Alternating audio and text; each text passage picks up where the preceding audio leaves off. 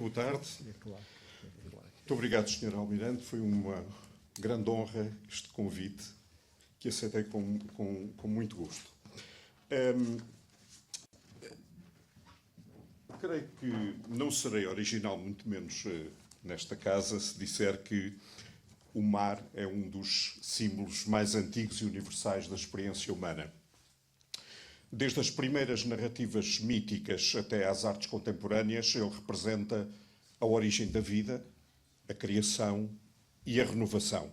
O mar é um elemento de movimento e transformação e, portanto, é muito natural que uma arte como é a música, que é uma música exatamente do tempo e do movimento, se dedique a observar o mar em todas as suas nuances. É o mar que avança e recua e que reflete, portanto, os ciclos da vida, as mudanças constantes, as perdas e os recomeços e uma transição entre os vários estados do ser, portanto, transformação existencial. E tudo isto interessa bastante à música. E também saberão muitíssimo melhor do que eu que quem faz uma grande viagem transatlântica não volta a ser o mesmo. O primeiro exemplo que eu vos queria trazer é um exemplo de um compositor romântico, Mendelssohn. Este senhor, e eu adorava que... É aí embaixo. É aí. Aí está. É este senhor que resolveu fazer uma representação do mar pela música. O facto é que a representação, e eu trago isto porque é um facto curioso, a representação que Mendelssohn faz é muito interessante porque não é a partir da observação do mar. Ele nunca tinha visto o mar. E então faz uma representação a partir de quê? A partir de 2 poemas de Goethe, que eram extremamente célebres na altura. Aliás, Beethoven já tinha feito uma obra sobre esses poemas de Goethe. E Mendelssohn resolve também fazer. E o título é exatamente este. Meer Stille und glückliche Fahrt, ou seja, mar calmo e boa viagem, ou viagem próspera, como quiserem traduzir. O facto é que ele, depois de ter composto esta obra, fez a sua primeira viagem marítima, atravessou o Canal da Mancha. E nessa travessia veio uma tempestade horrível. E toda a gente naquele barco sofreu e enjoou. E o facto é que ele, na altura, escreveu para casa a amaldiçoar a viagem marítima e a amaldiçoar a sua própria composição, em que dizia coisas maravilhosas, como podem ler sobre o mar. Bom, eu vou-vos mostrar esta composição, mas primeiro queria que olhassem para os poemas para verem como a música respeita exatamente o sentido da poesia. Vão ver que a primeira parte, estava a dizer há bocado ao Sr. Almirante, o problema de fazer uma conferência sobre a música e o mar, ao contrário do que se pode fazer sobre a literatura ou a pintura, é que se nós damos exemplos dos textos musicais completos, abarca a conferência toda, pois não tenho espaço. Portanto, eu fiz certos para vos mostrar. Portanto, é natural que a obra comece exatamente com um adagio, ou seja, um movimento extremamente calmo, para dar esta ideia exatamente do profundo silêncio que reina na água. E, portanto, como vão poder ver ou ouvir, é uma música extremamente calma, suave, etc. Depois acontece uma coisa. Para Goethe, como para Mendelssohn, essa excessiva calma e serenidade transformava-se, como para qualquer marinheiro, num grande tédio. E, portanto, era preciso que os ventos viessem agitar as águas. A viagem só é boa viagem se tiver algum movimento. Não é? E a orquestra faz exatamente isso. E, por fim, há uma fanfarra que anuncia exatamente a chegada ao Porto e, portanto, a conclusão feliz da viagem. Mostrando-vos o início.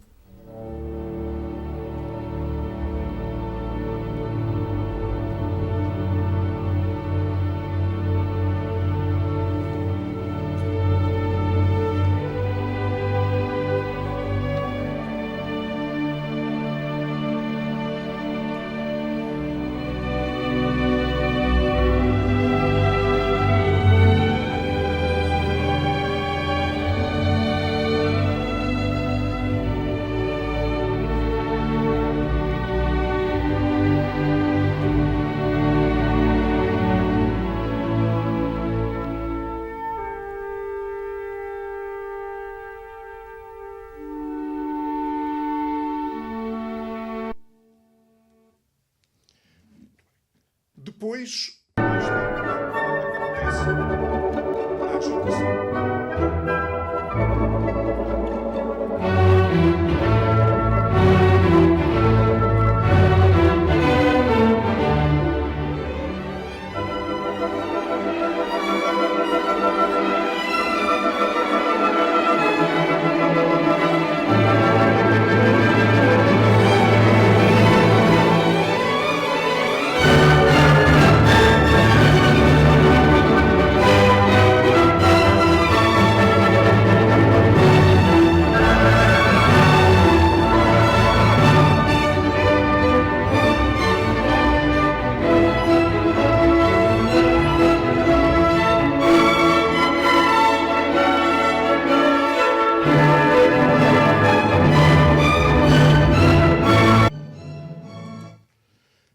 E, finalmente, é através de uma fanfarra que ele anuncia exatamente a chegada feliz do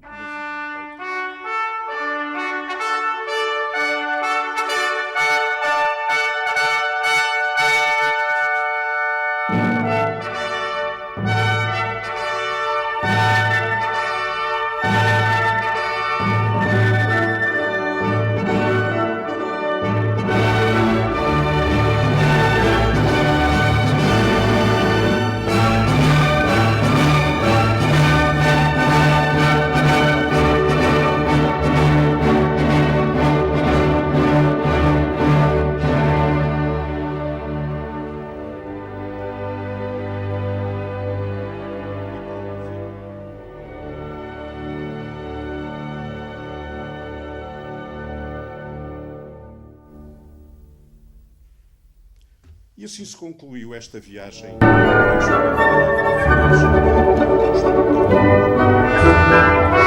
Não? Ah, bom. Tecnologias.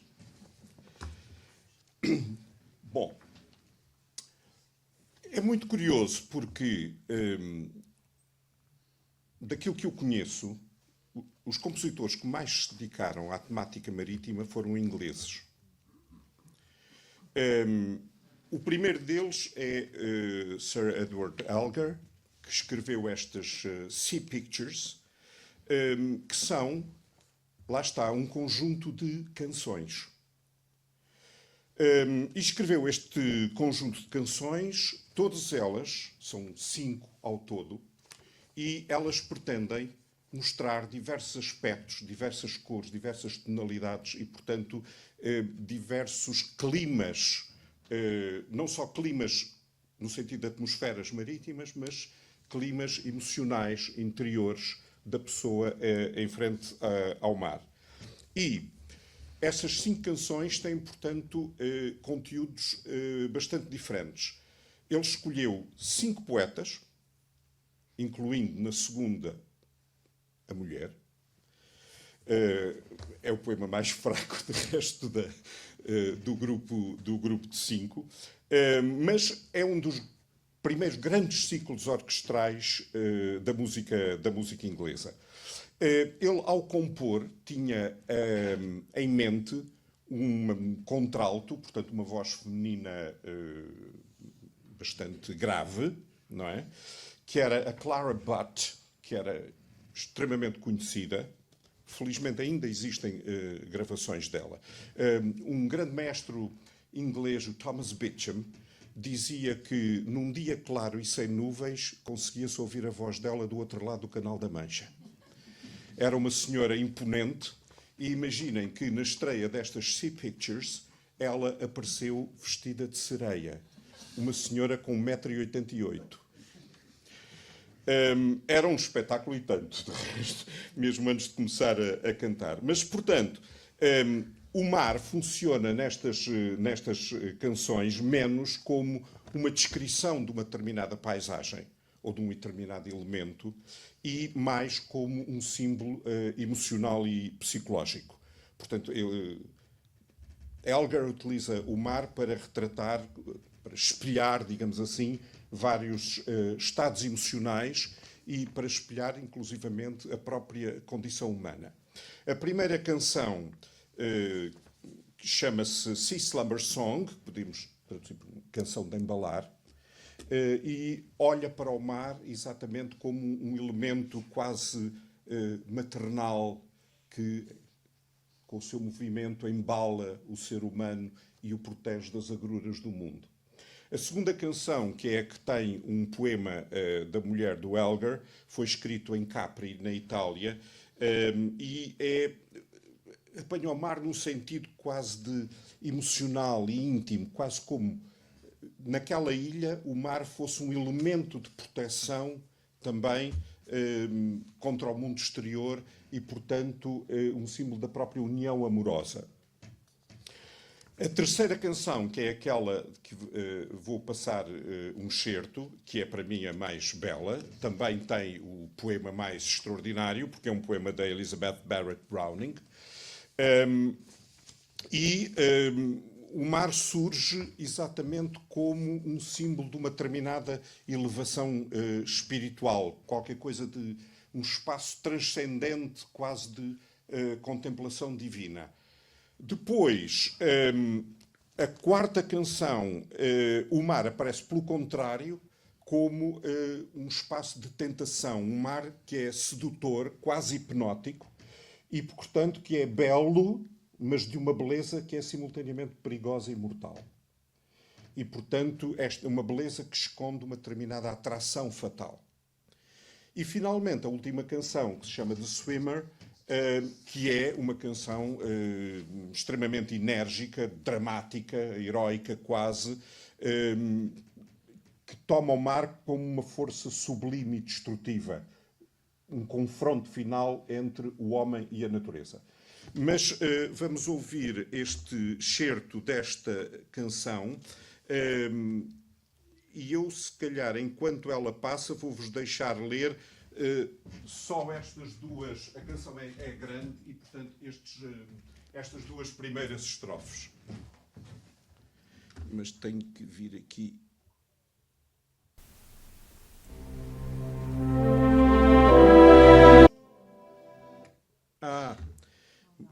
Não dá. A partir do momento... Vocês sabem.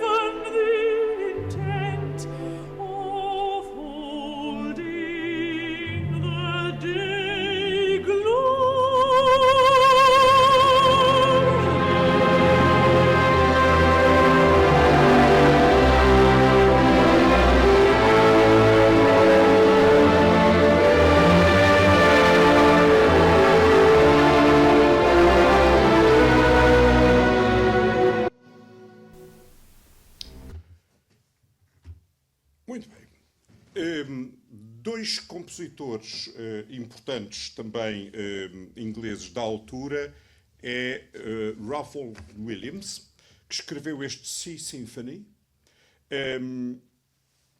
e baseado na poesia de Walt Whitman.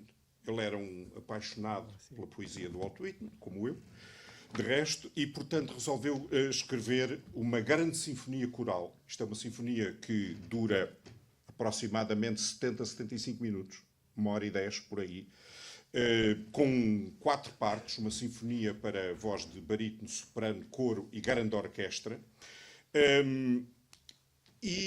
Com esta ideia gloriosa que o disparate, que o Walt Whitman tinha, de que os marinheiros eram fundamentalmente exploradores corajosos que enfrentavam os vastos oceanos da vida.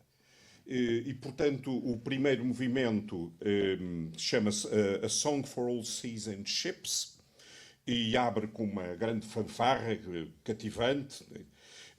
O segundo movimento chama-se On the Beach at Night Alone, portanto, alguém que está na praia a contemplar o mar, as ondas da costa, enquanto medita sobre qual é o sentido do universo.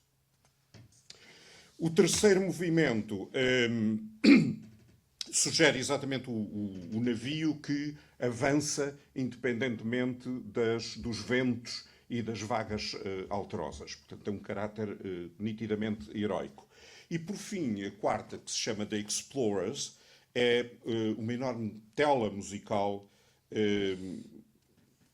pensando nessa incansável alma humana que, desde o princípio da criação, vai navegando esses mares que foram mares da criação, mares criados por Deus, e para serem sulcados e vencidos exatamente pelos mesmos filhos de Deus.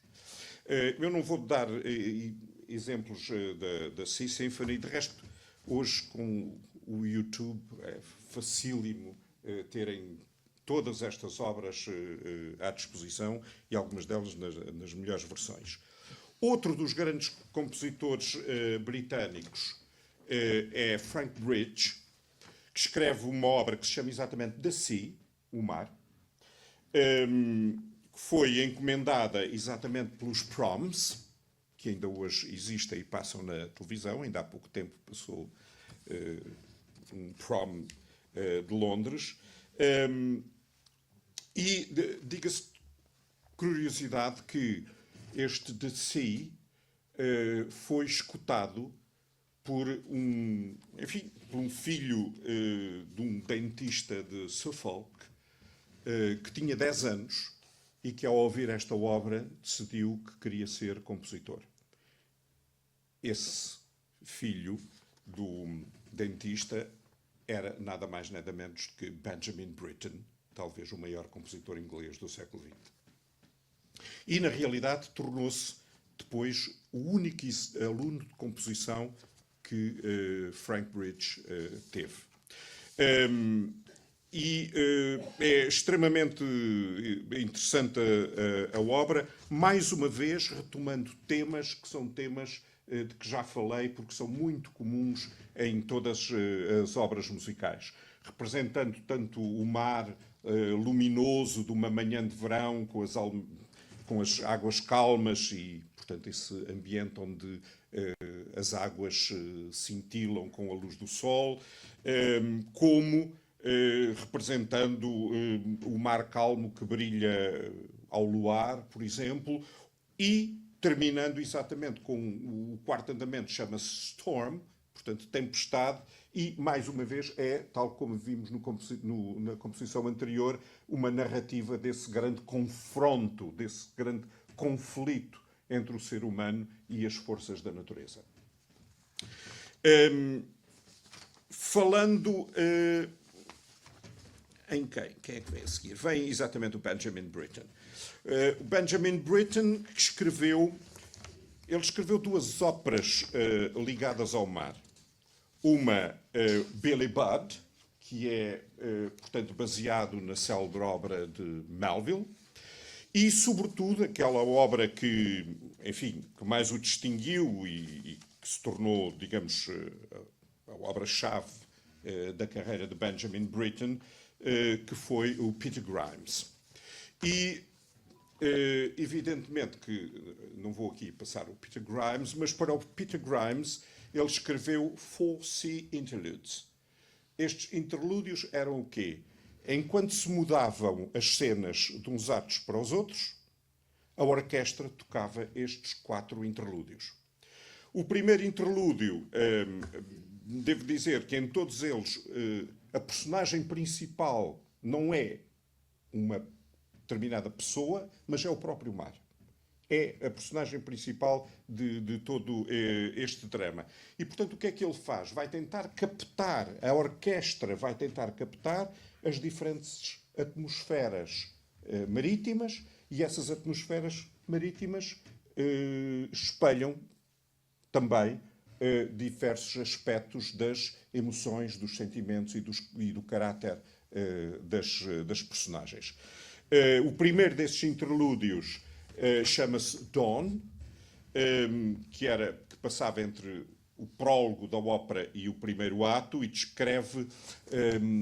é muito interessante porque descreve a atmosfera de uma aldeia pescatória, mas exatamente com o seu clima britânico. Portanto, é uma orquestração extremamente cinzenta, com imagens musicais de um mar que eu diria sombrio, bastante sombrio. Depois, o segundo, que passava entre a transição para o segundo ato, chamava-se Sunday Morning, e retrata exatamente a calma da aldeia dos pescadores num domingo de manhã em que não têm que ir para o mar, e, portanto, toda essa calma na orquestra só é interrompida pelos sinos da igreja. O terceiro andamento, que se chama Moonlight, como o próprio indica, é uma cena noturna, de rua. E a última, mais uma vez, como muitos compositores fizeram, chama-se The Storm, portanto, a tempestade. E, portanto, representa uma tempestade que se vai levantando, vai ganhando força, e, evidentemente, que essa tempestade que se vai levantando e ganhando força, no fundo, espelha exatamente a luta interior do personagem. Peter Grimes, julgo que sabem, é alguém que é acusado de assassinar um miúdo e que está inocente e incompreendido, é perseguido por uma multidão enfurecida e aborrece-se com aquilo tudo, como é evidente, e lança-se ao mar num pequeno barco para nunca mais voltar. Portanto, é este o drama da ópera. Eu não vou passar isto porque a gravação é muito má, foi gravada a partir da internet e está com uma péssima qualidade. Vou passar adiante. Vou passar adiante para a ópera. A ópera também pegou no mar. E a ópera que mais, evidentemente, tem um tema marítimo é, sem dúvida nenhuma, em português diz-se o Navio Fantasma, de Wagner, não é? Em boa verdade, o holandês voador. Para quem não conhece a história, o tema central desta história é a redenção pelo amor. E a história é uma história mítica. Há um capitão chamado Dalland, cuja tempestade desviou o navio para longe do seu destino, e onde consegue aportar, depara-se com uma escuna fantasma que ancora ao lado do seu navio. O comandante que desembarca dessa escuna fantasma é, diz ele, um holandês, perseguido por uma maldição. Ele foi condenado a vagar pelo mar por ter blasfemado contra Deus e tem a permissão, a cada 7 anos, de vir à Terra e procurar uma mulher que lhe seja absolutamente fiel. Enquanto não a encontrar, essa maldição vai sempre persegui-lo e ele tem que continuar a vogar mares fora, até ao dia do juízo final.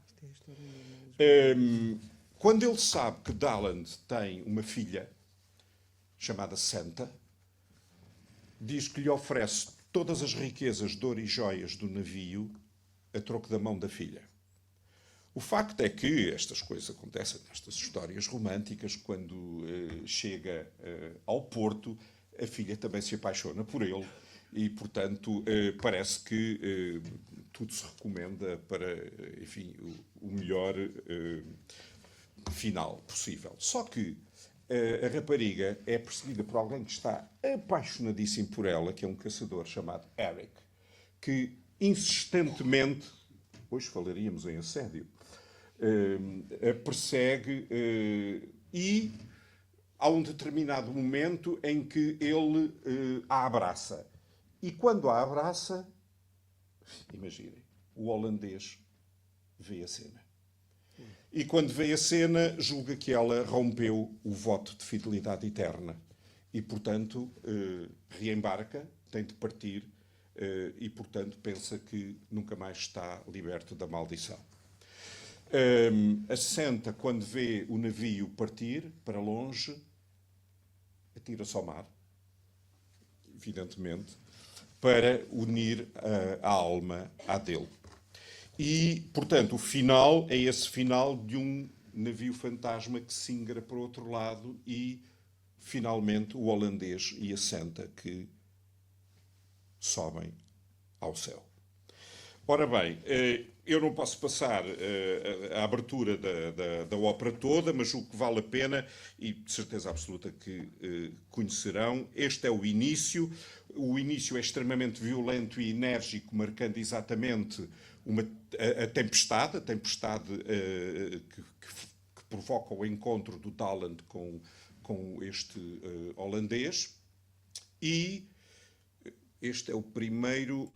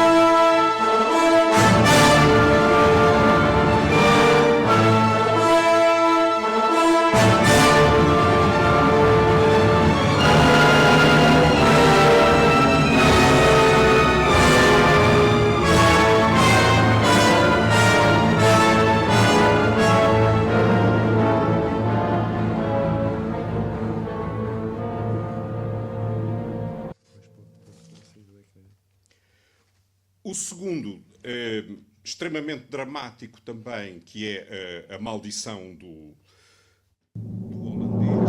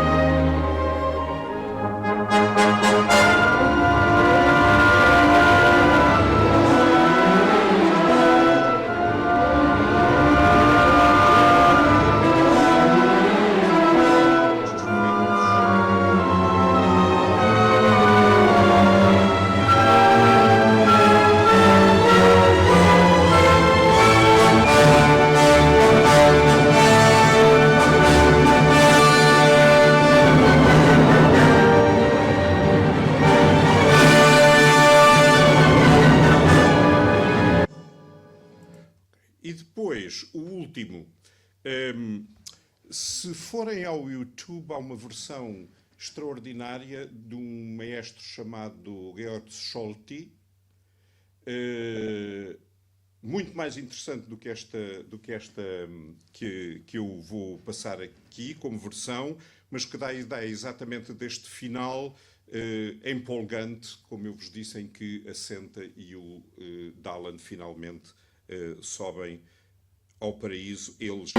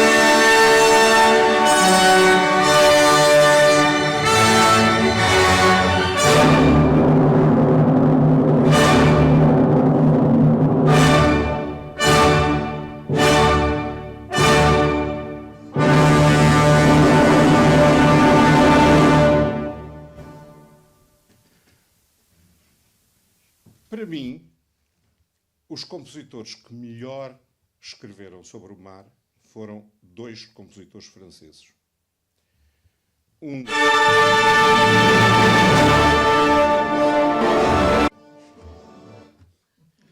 Um chamado Maurice Ravel e o outro chamado Claude Debussy. Eu vou-vos mostrar um excerto exatamente de uma peça chamada Une barque sur l'océan, que é o terceiro dos 5 movimentos de uma composição chamada Miroir, que foi escrita em 1904-1905 por Maurice Ravel, e ele depois, mais tarde, veio inclusivamente orquestrá-la. Mas eu preferi trazer a versão de piano, porque depois vou-vos mostrar Debussy numa peça orquestral. E esta peça é um exemplo notável daquilo que nós chamamos o impressionismo musical. O que é que o impressionismo musical traz de novo? Agora, as obras musicais não pretendem descrever pura e simplesmente determinados acontecimentos, como vimos nestas obras até agora. O que eles pretendem é fazer sugestões sonoras. Qualquer coisa que aproxima a música da pintura. É muito curioso porque nesta época a pintura queria ser música e a música queria ser pintura. Não é por acaso que chegamos à arte abstrata, não é? É exatamente o momento em que a pintura quer ser música. Ou seja, não quer contar nada, não tem nada para contar, não tem nenhum acontecimento, nenhuma história, trabalha unicamente com as cores, como a música trabalha com os sons. E, portanto, esta música de Ravel também não pretende contar episódio absolutamente nenhum. O que ele pretende é, exatamente através dos sons, evocar imagens e sugerir sensações que pode provocar, evidentemente, no ouvinte sensível. E vocês vão ver, mesmo quem não sabe música, se olharem para só para a primeira página do manuscrito desta Barque sur l'Océan e olharem para a mão esquerda, reparem, é muito fácil ver que o piano está a imitar a ondulação marítima, não é? Mesmo para quem não sabe a que sons correspondem aquelas notas, tudo aquilo. E é verdade que toda esta música, o que é que ele faz? As mãos estão constantemente aquilo que se chamam arpejos. Quando ouvirem agora o piano, vejam como parece uma harpa. E ao produzir exatamente esse som e cobrindo grandes extensões do teclado, que implica um grande virtuosismo do pianista, evidentemente, uma grande agilidade e independência das mãos, porque as mãos estão a fazer coisas completamente diferentes. Ele procura exatamente, não importa tanto a melodia como um ritmo ondulante, um ritmo oscilante, quase hipnótico, não é? E procurar, portanto, aquelas dinâmicas que são para o compositor a tentativa de dar a imagem do que é o mar em movimento.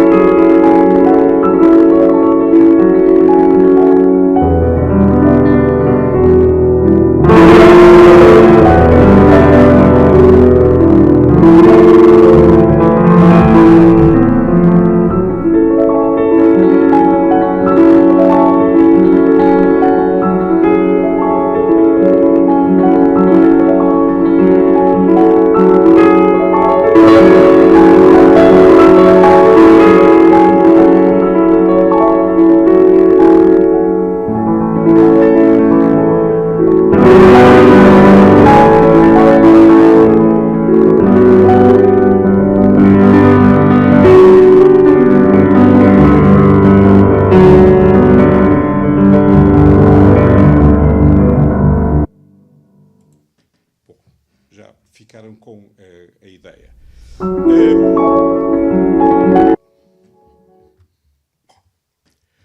O outro compositor, Claude Debussy, eu chamava a atenção para esta capa original, talvez a capa mais célebre das partituras musicais, para este La Mer, porque mostra ao detalhe exatamente uma xilogravura de um japonês, o célebre artista Hokusai, que se chama exatamente A Grande Vaga de Kanagawa. E esta é curioso o seguinte: isto é apenas parte da gravura, porque a gravura inteira, que é esta, é uma grande alegoria da condição humana e da vida humana. É estes barcos frágeis, como a própria vida humana diante da natureza, não é? Completamente à beira de serem engolidos por esta vaga enorme. E é realmente uma alegoria da fragilidade da vida humana, que é sempre passageira, enquanto os elementos permanecem. Este La Mer de Debussy, que não é fácil de ouvir, e eu quero terminar exatamente com a peça menos fácil de ouvir, é composta por 3 movimentos. O primeiro movimento, que se chama De l'aube à midi sur la mer, portanto, do amanhecer ao meio-dia sobre o mar, que começa de uma forma indefinida e nebulosa, e depois a música vai crescendo, ganhando brilho, exatamente como o sol que de manhã vai ganhando força até atingir o seu zénite. Depois, o segundo andamento é um movimento muito mais leve e ágil, chama-se exatamente jeu de vague, portanto, jogo de ondas, ou de vagas, como quiserem, e representa exatamente um caráter imprevisível e quase lúdico das ondas, como se as ondas, no fundo, brincassem connosco, com a nossa vida, com a nossa existência. E o terceiro andamento, que é aquele que eu vos vou mostrar para não ofender a hora que me marcaram, é exatamente um dialogue du vent de la mer, que é exatamente este conflito entre duas forças naturais que se sobrepõem largamente à escala humana. O vento por um lado e o mar por outro. Vou-vos dar só um ligeiro cheirinho da primeira, portanto, que é o De l'aube à midi sur la mer. Ou não, vou começar...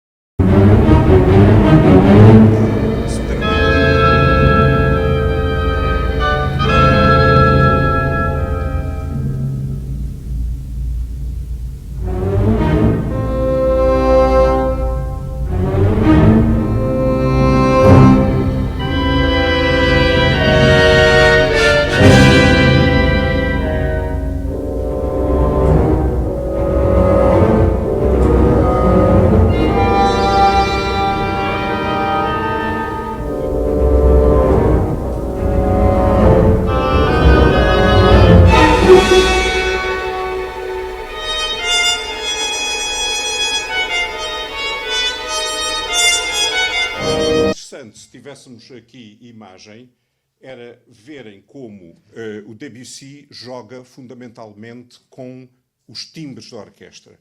Porque os timbres da orquestra, cada instrumento que tem a sua própria sonoridade, funciona exatamente como as cores de uma paleta. Não é?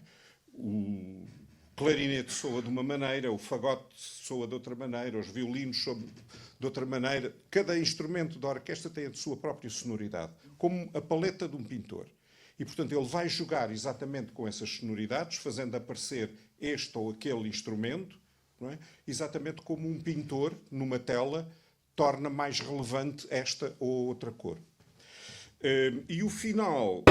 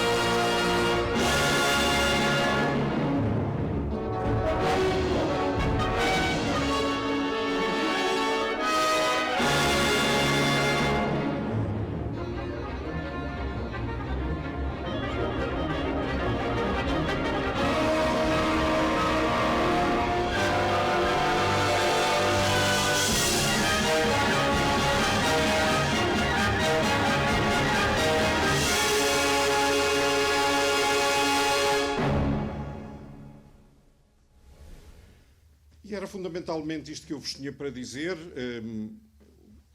As orquestras, a música em geral, tentam exatamente olhar para o mar como nas suas dimensões mais ambíguas. Ele é fonte de vida e de destruição, pode ser calmo e acolhedor, pode ser violento e implacável, mas com o mar é que nós nos confrontamos com o ilimitado, com os nossos medos, mas também com as nossas coragens, com os nossos desesperos e com as nossas esperanças. E, portanto, a sensação de pequenez diante de algo que é imenso e eterno e de uma dimensão que ultrapassa o ser humano pode também ser um estímulo para o ser humano se ultrapassar a si próprio. Isto. Obrigado.